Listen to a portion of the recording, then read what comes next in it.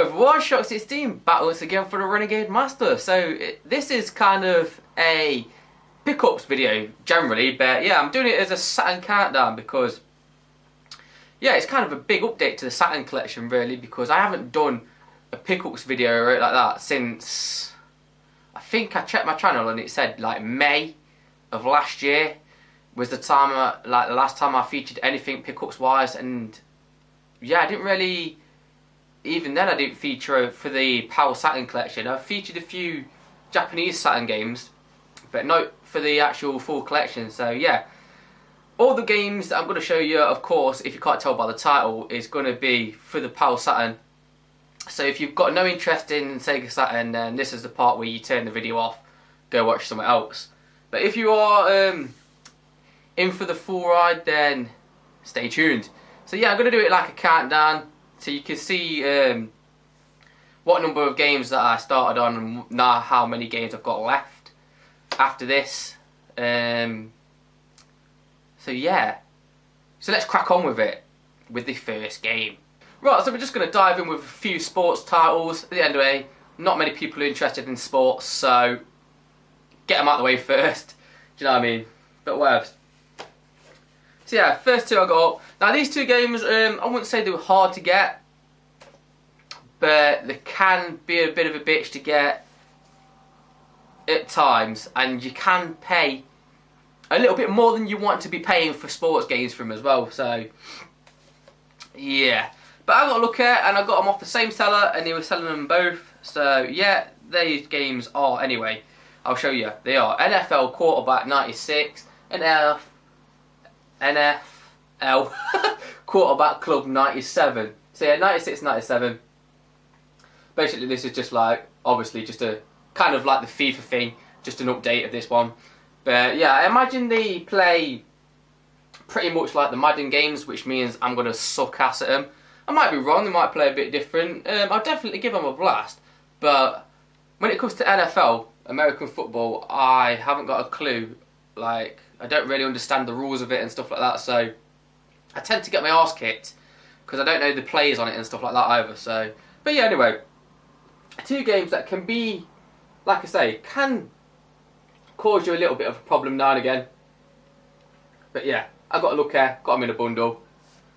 So there you go, off the same seller. Now another game, this can be quite a tricky one as well. I was going to find the other one. Yeah, anyway, I can't find it. It's up there somewhere. But yeah, that's NHL 98. Now, I do love the NHL games. I've loved them all the way since the 16-bit era. So yeah, I can get on with NHL games. Not a problem in that one. But yeah, 98, again, it's a bit like the NFL Quarterback Clubs. It's not as cheap as you think it would be for a sports game, because it's kind of tricky to get hold of 98. 97, which is the one that I was going to show you, which is the one I was looking for on the shelf, NHL 97. You can pick that up all day, every day, for, yeah, next to nothing. This one, again, unless you bide your time, you're going to pay a little bit more than you want to be paying. It's not going to be, like, massively expensive, but it's still going to be a little bit over the odds for a sports game. So, yeah, 98 proves to be a little bit more of a bitch to get hold of, but yeah, it's NHL, so I'm expecting this to be quite a good game, because the ice hockey games, I don't really think I've played a bad one, like a terrible, appalling one. Obviously there's ones that are better and ones that are not so good, but yeah, I don't know which one this is going to fall into, whether it's going to be a good one or a not so good one, but even the not so good ones tend to be playable. So yeah, NHL ice hockey. The rules are simpler to understand for me anyway, so yeah, that's why I get on with them. Right then, so now we're entering the realm of RPGs. So first up, Shining Force 3. Yeah, that's right, Ben Muso, if you're watching, because you wouldn't sell me your bloody copy of it, I had to go out and buy my own copy of it. Can you believe that? Can you believe that? That he wouldn't give me his copy of Shining Force 3. Anyway, Shining Force 3, yeah, kind of a popular RPG, anyway, on the Saturn, and I know they had other ones. I can't remember what they was on. Was it on Mega Drive and Mega CD? I don't know. But I know that the Shining Force series is quite a popular one. But me, I'm not really much of an RPG player. That doesn't mean I don't like them. It just means that they tend to be lengthy games, don't they? You have to invest some time into them. And as I get older, then that time is one of those things that you seem to get less of, innit, when you get older. But anyhows, I'll give them a crack. Eventually I'll get the time. Do you know what I mean? Even if it's years to come. 30 years from now. 40 years, whatever. I'll get around to playing one day. But yeah, Shining Force 3. Now this is like a strategic RPG. It's got very much of a 16-bit feel to it. Yeah, but when you go into like a one-on-one attack mode, I think it switches to 3D. Like I say, I've not really played them as such, so I can't really go into much detail, but that's kind of what it is. You get the idea. So yeah, anyway, moving on. Is Shining the Holy Ark. Now again, another RPG. This is more like a first-person dungeon crawly one though, and I do believe this is. I'm sure it's a spin-off of that game, the game that I've just shown you, Shining Force 3. I'm sure it's a spin-off. Yeah, sure it is. I don't know why I'm looking down there, because there's no down there to tell me. Excuse me, do you know anything on it? Yeah, but I'm sure this is like a spin-off. I'm sure it acts like a prequel to Shining Force 3 or something like that. So yeah, this is a turn-based RPG, like I say, more 3D, dungeon crawly type though, so that's Shining the Holy Ark. So yeah, next up is the next one, with again sharing a Shining title to it, and that is Shining Wisdom. Now this is like an action RPG. As far as I'm aware though, this one doesn't have anything to do with the other two Shining games I've shown, unless I've got this one mixed up with Shining the Holy Ark and this is the prequel spin-off to Shining Force 3. But I don't think it is. As far as I'm aware, this is the one that doesn't have anything to do with that series. But yeah, like I say, this is an action RPG. It's more isometrical. A game got a very kind of 16-bit feel to it. It feels a bit like Zelda. And I know Zelda fans are probably shouting at me right now, saying, no, it's nothing like Zelda or whatever. And the people who are a fan of this game are probably saying the same thing. But like I say, I've not really played it. I'm just going on what I've seen of it. And yeah, what I can grasp from like screenshots and stuff like that. But yeah, again, another RPG, another one that I'm going to have to sink a lot of time into. But it's going to get played, so lovely stuff. Jump cut, sorry about that. You have to excuse if there's a lot of jump cuts in this video. Yeah, January, you know, it's that kind of month where all the illnesses come, so yeah, keep having like a coughing fit, and of course you don't want to be seeing that in this video, so I apologise for jump cuts, but believe me, as annoying as they might be, it's a lot less annoying than seeing me just splutter and cough all over camera for about 15 minutes. So yeah, anyway, moving on. Next one is Toriko. I think I'm saying that right. Toriko, whatever. Now this is a first-person kind of adventure game thing. I think it might have horror elements to it. I'm not sure. Again, I've not played it, so I can't go too much in depth. But I think it's got like kind of horror elements to it. I mean, if you look at the artwork on the front, it's got kind of like a Japanese Asian cinema kind of look to it. Do you know, like The Ring or The Grudge or something like that? It's got that kind of look to it. So I'm expecting it to have kind of horror-ish theme to it or something like that. But yeah, this is also on 2 discs, so it's quite a lengthy game, I imagine. And as far as aware as well, it's got multiple endings and different scenarios. So basically the choices that you make throughout playing this can depend on different scenarios and different endings, which is kind of reminds me a bit of what they did with Silent Hill. So if you like choose different things, you get a different ending and stuff like that, which makes it kind of interesting. I think I'm going to have quite a lot of fun with this one, actually. Now the next one is Die Hard Arcade, which actually doesn't have a lot to do with Die Hard as it goes, although look at that. I do love that front cover. looks very Die Hardish, don't it? John McClane in front of the what looks like the Nakatomi exploding and shit. So they got the artwork nice and right. Don't know what the artwork looks like in other countries, but that is good. To say they slapped the Die Hard name on it, and I say that because this started off as a different game. I think it was it called.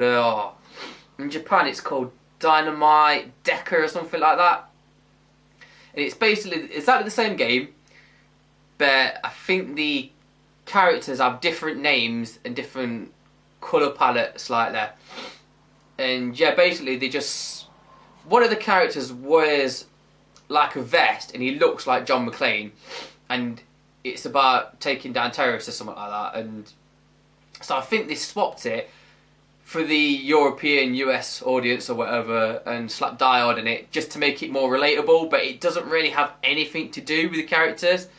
I mean, it does have John McClane in it, I think. I've not really played it, but I have seen this being played. Like, back in the day, I remember somebody having this game. And, yeah, it's a very 32-bit game. Is the way, like, the characters look like very blocky and stuff like that. But it's like a beat 'em up, and you can pick up objects. You can pick up, like, you know, guns, and I think you can pick up like brooms and stuff and hit people with them, and rocket launchers. And when I say rocket launchers, I mean like the proper square ones. You know that the old school rocket launchers where they have like 4 slots, and you know like the ones that Arnold Schwarzenegger has in Commando where she like blows up the thing where he gets arrested. You know what I'm on about. If you've seen that film, you know what I'm on about. But yeah, so yeah. A Die Hard game that doesn't really have much to do with Die Hard, but it has similar themes, so they swapped it for us Europeans. And yeah, and I forgot to mention as well that those 5 games all came from a fellow YouTuber, which is Scott, Sega Saturn lad. He hooked me up with all 5 of those games, so nice one, Scott. I know it's been a while since you sold them to me now, but I did tell you they'd come in a video at some point.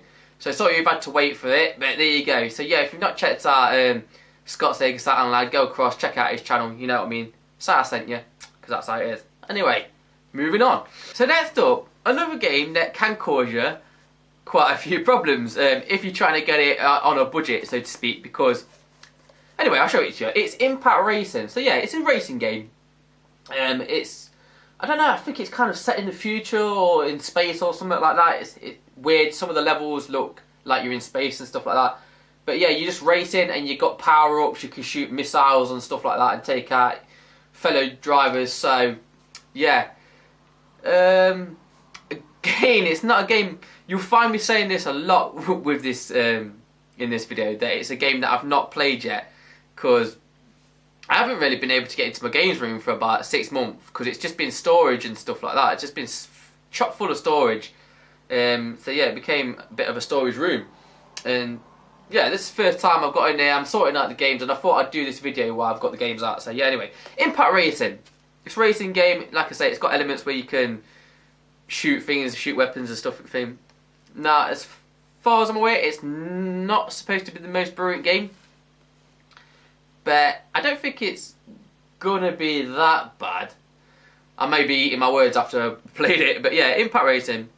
And like you say, it's a racing game, so you don't expect it to be up in the high-priced kind of titles, but it is. It'll cost you quite a bit. Do you know what I mean? I can't remember how much it goes for. I'm sure it's around the £30–40 mark. I didn't pay anywhere close to that, I'll tell you that now. I think I got mine for about 18 quid. Something daft like that. And again, that was by using my little tip that I give to people when searching things. Search for things that are misspelled or things that are up for wrong consoles. Like, I think this one was listed as Sega Mega Drive. So there you go. People don't find it because it's listed for the wrong console. Do you know what I mean? But yeah, I often do it. Put it in on purpose. Like, I'll put like a Saturn game in, but I'll put for Mega Drive, and sometimes it comes up and sometimes it don't, and sometimes it just comes along when you're not even looking for it. You might just be searching for a Saturn game and it will come up, but it will be listed for Mega Drive. So it's worth looking at, and people don't tend to buy them and stuff like that, or they seem to be lower listed because people don't know what they've got. So yeah, it works in our favour, the buyer's favours. But yeah, there you go. Impact Racing. I might be way off the mark with how much that was, about £30, but I'm sure it is around about that much, to be honest with you. I know it was a lot more than I wanted to pay for it when I first started looking for this game, and like I say, I think I paid about 18 quid for it, which is probably still a bit too much, to be honest, but yeah, that's that anyway, that's Impact Racing. So now next up, these are two games that I also got in a bundle, which was nice, so that brought the price down on them again, which is always great. Good thing to do if you are full setting is always look at bundles, because even if you've got a few games in that you don't need, you can sell on and get some funds back and stuff like that. It's a good way of getting some choice titles for a lower price, I find, if you look at bundles. So yeah, anyway, got these two in a bundle together. The first one is Skeleton Warriors. Now this is like a 3D action platformer kind of game. That's again as much as I can tell you, but I do remember, I think it was Alex Blue Tonic mentioned this in a video. This was probably years ago now, going back years ago now. He was on about it. He picked it up back in the day for his PlayStation 1.